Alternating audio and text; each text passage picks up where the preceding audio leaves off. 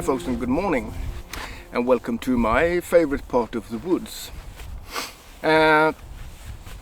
So this is a Q&A, and 2,000 subscribers. Who would have thought that 5 years ago? Well, I didn't, that's for sure. But I've seen others doing this as kind of a celebration to mark a milestone in the channel, and I thought, well, why not copy someone else's bright ideas and see if it's bright for reality. So let's dig into the questions right away.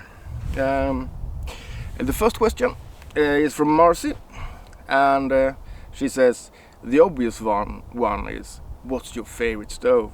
Well, that's an easy one right now. There's no surprises here. It's still the Trangia 25. That's my favorite.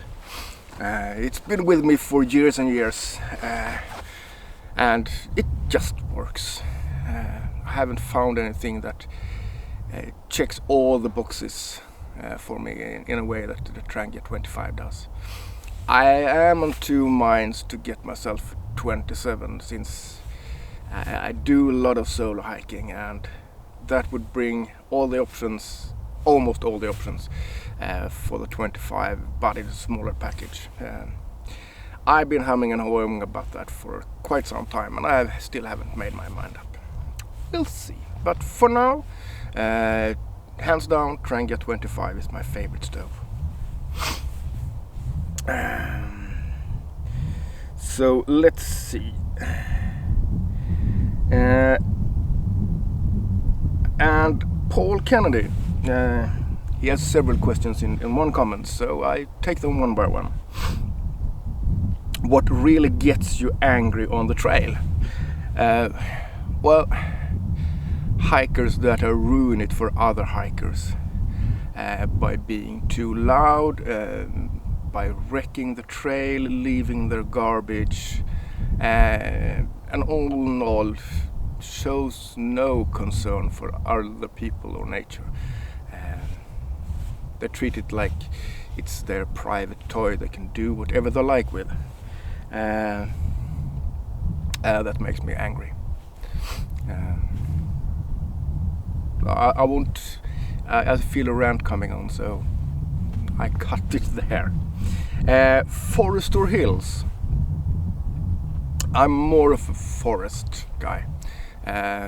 Hills, they offer a spectacular view, but they also provide with lots of winds. It's hard to find some kind of shelter. In the forest, you have shelter from the trees. They provide shade, they provide cover for the rain, and the wind is not that pronounced. And if you're in the forest, you can always find fuel for your campfire. Almost always, that is. In the hills, well, it's more sparse, so you have to rely on other sources. Leave no trace. Are you relaxed or ultra? I'm a bit of both. I have no problem coming to a campsite and seeing actually that has been people there, footprints and whatever, but I'm pretty much ultra when people are leaving the stuff behind. If you leave a small pile of wood you didn't use next to the campfire, I'm all good with that. That's a trace I can relate to. Footprints or whatsoever. Old chips bags, the grill grate that you couldn't be arsed to take home and thinking you're helping others by leaving it behind, and those kind of things. And rubbish, garbage, that's a no-go. And I also have one pet peeve, and that's the thing that will people feel compelled of building towers with rocks on different locations. I think that's kind of a graffiti, and like with graffiti, there's divided opinions about that. Some call it art, some call it you are ruining things. For me, these stone towers, they are kind of pollution. That's man-made structures in a place I would like to have the illusion that it's in the wild.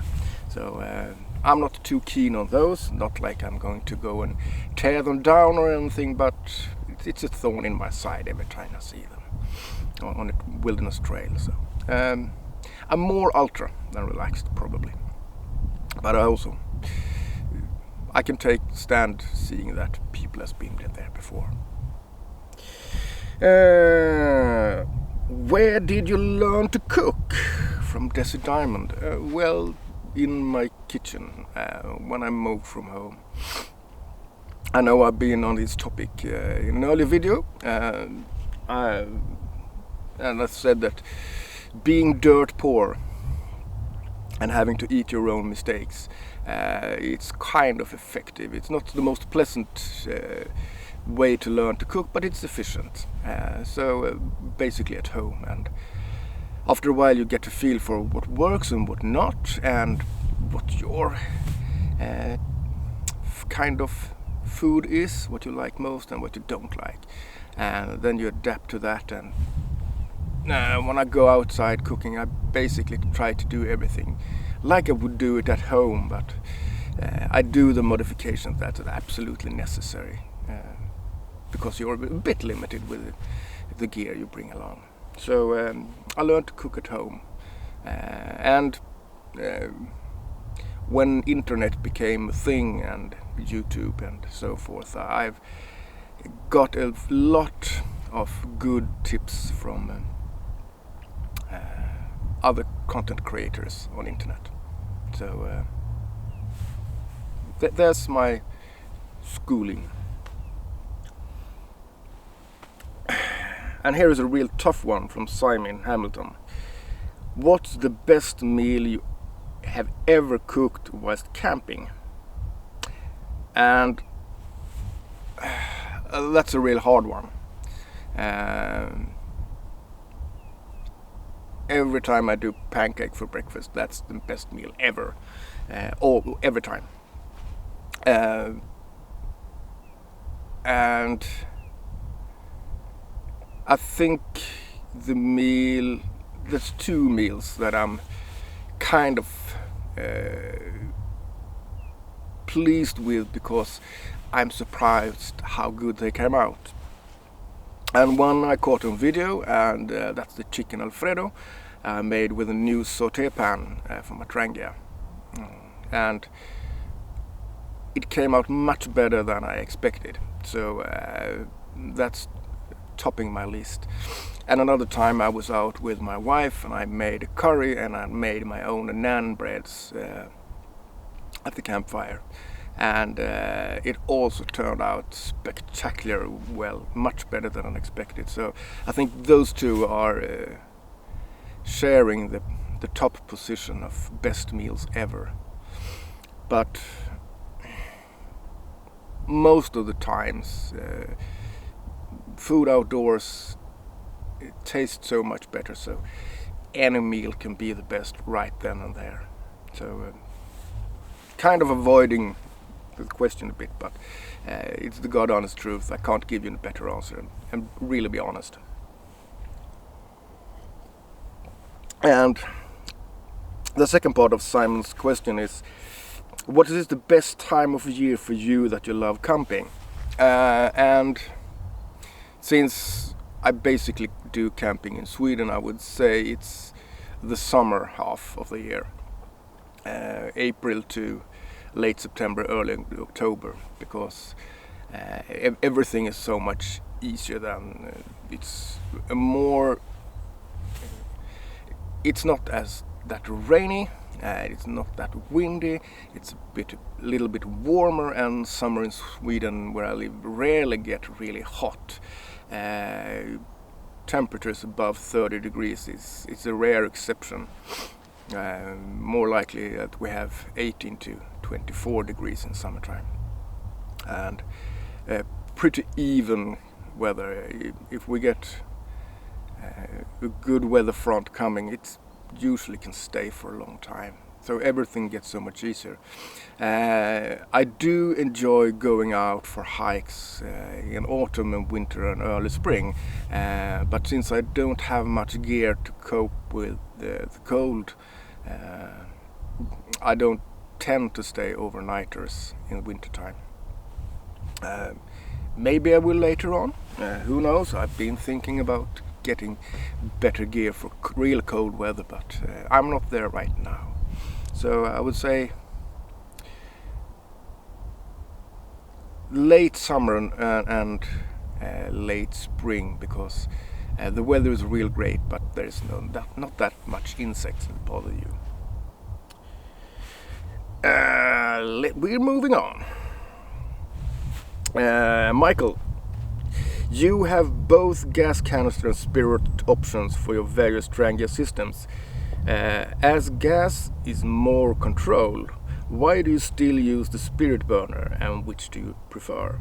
Mike from Belfast. Well, I'm ordinary. Usually I'm a spirit cooker. That's what I'm used to for a long time ago. My career in cooking with gas is just a few years back. I think 2 years. So I got my first gas burner, and my basic reflex when going out is to bring along the spirit burner.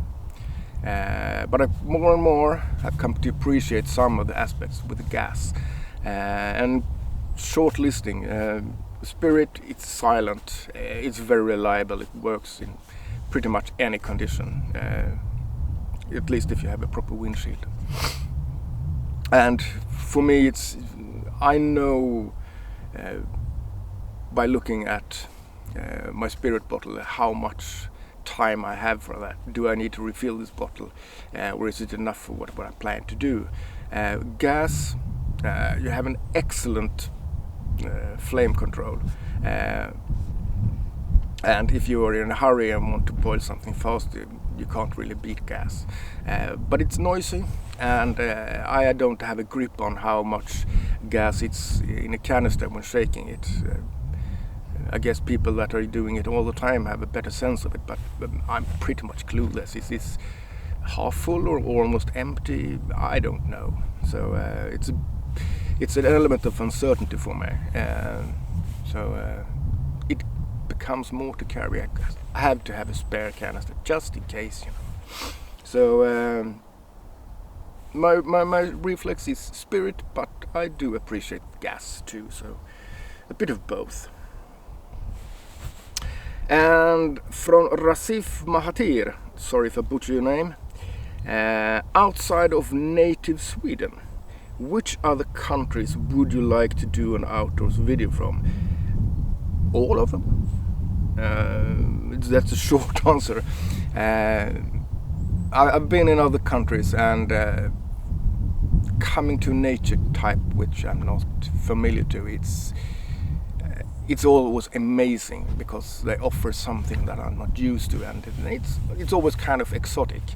The same way I presume that people that are watching from living next to a rainforest or something think the Swedish forests are exotic and kind of exciting and would like to see them. So I would probably not want to camp in a full-blown desert or the really harsh polar regions, because I have no set of skills that will keep me going there.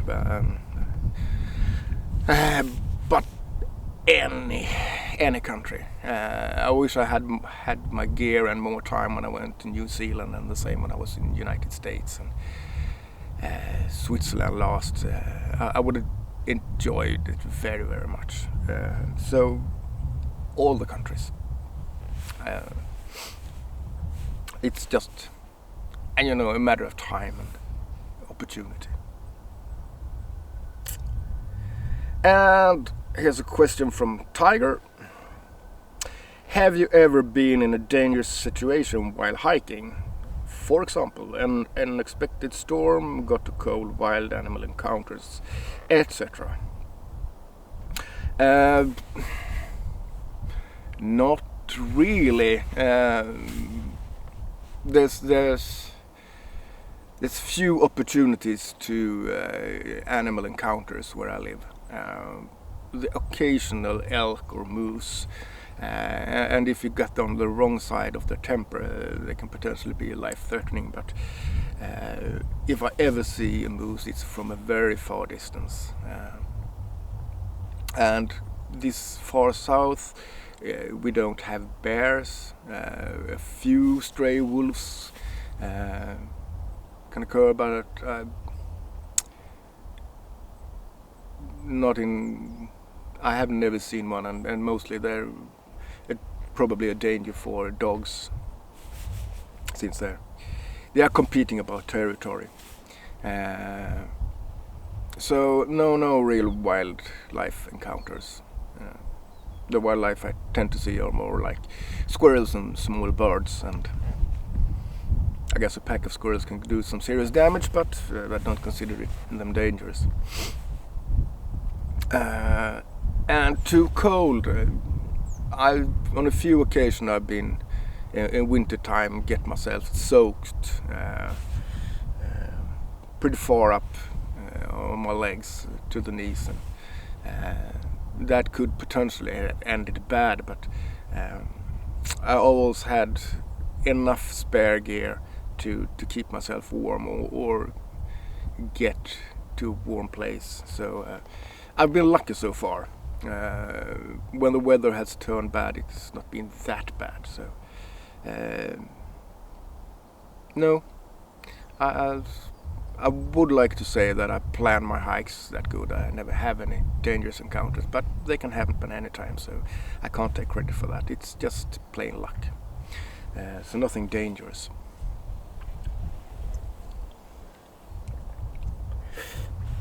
Let's see.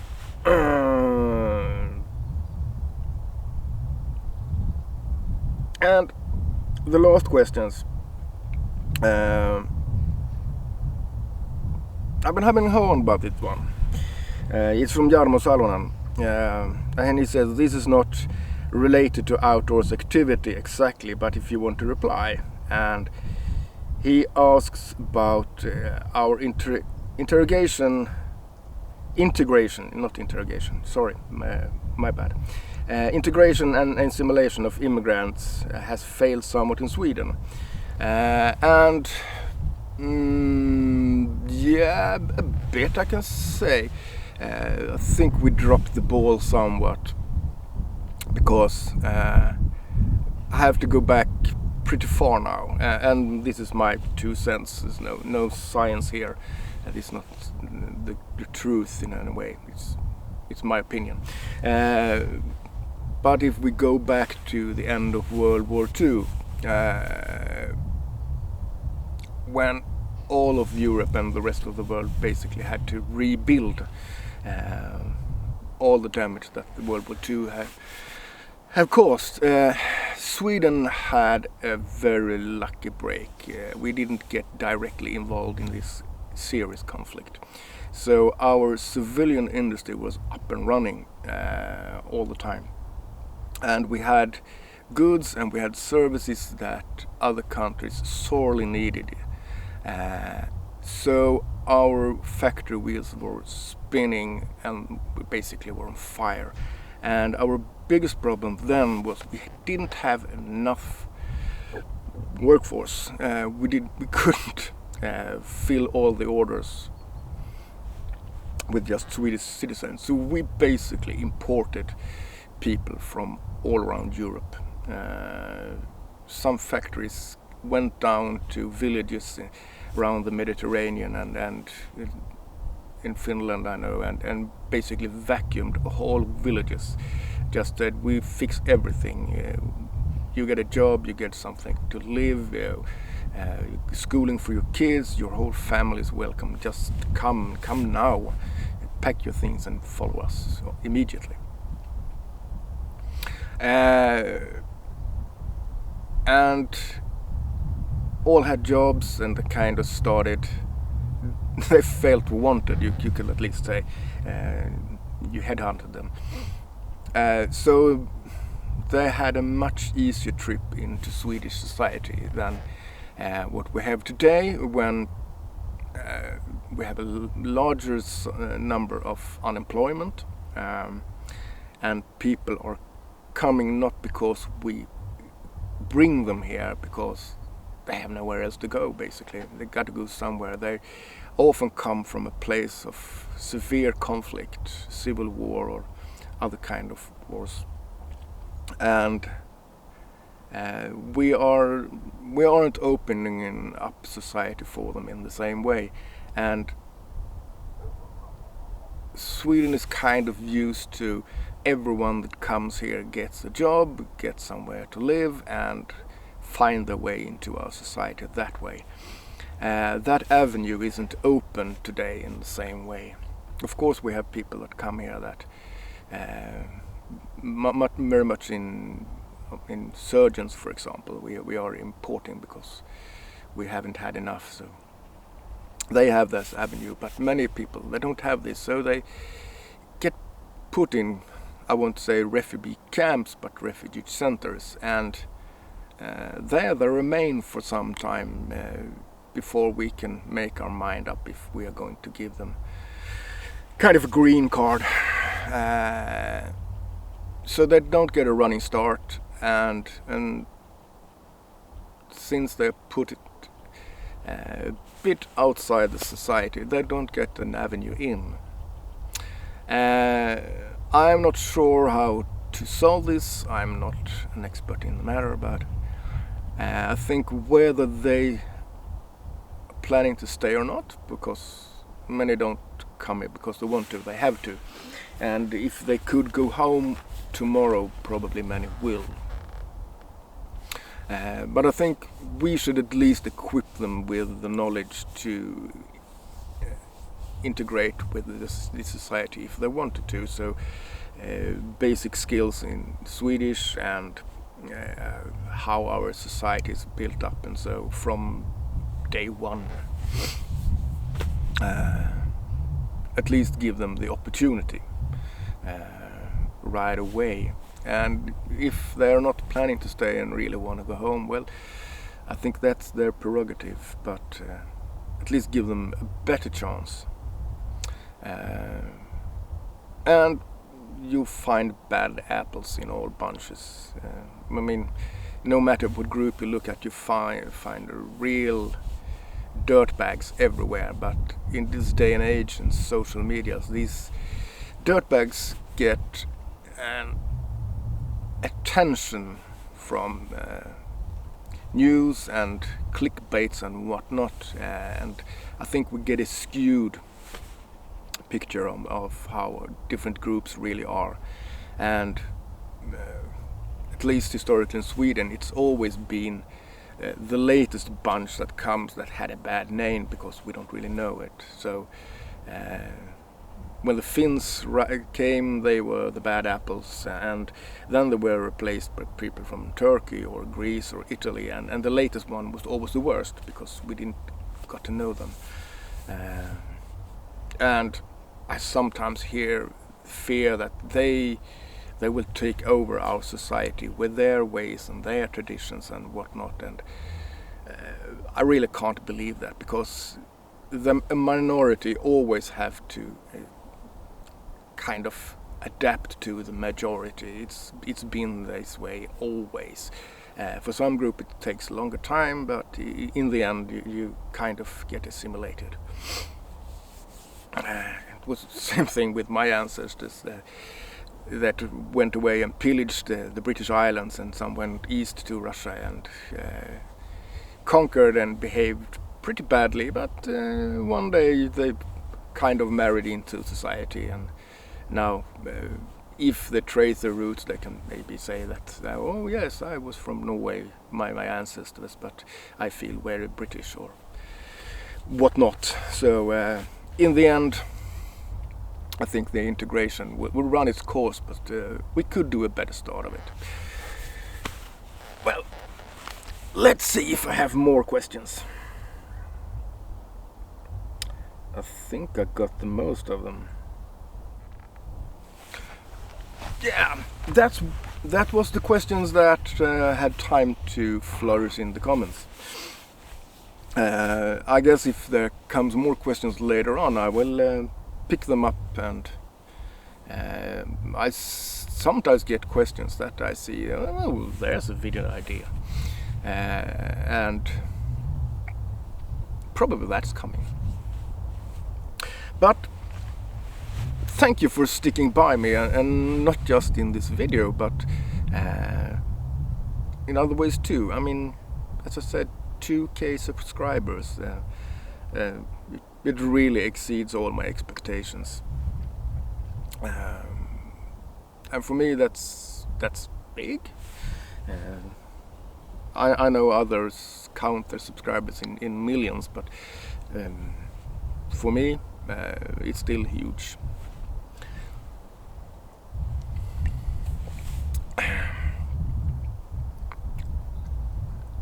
And I soon have cause for one more celebration.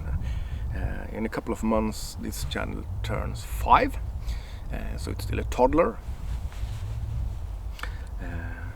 and I think I will do some kind of celebrations for that too. I'm pretty certain I will in one way or the other. I just have to figure out what. Well, I hope that this Q&A wasn't a waste of your time. And if you liked it, please give me a thumbs up, and keep the comments coming on this one too. This was kind of an experiment. Was it worth your time? Should I stop doing this, or should I use this kind of video to catch up with questions that doesn't naturally flow from other videos? I mean, hopefully I will get another opportunity to celebrate. I've got more subscribers, or something else I find noteworthy. So please let me know. And till next time I see you, take care. Red Sweet out.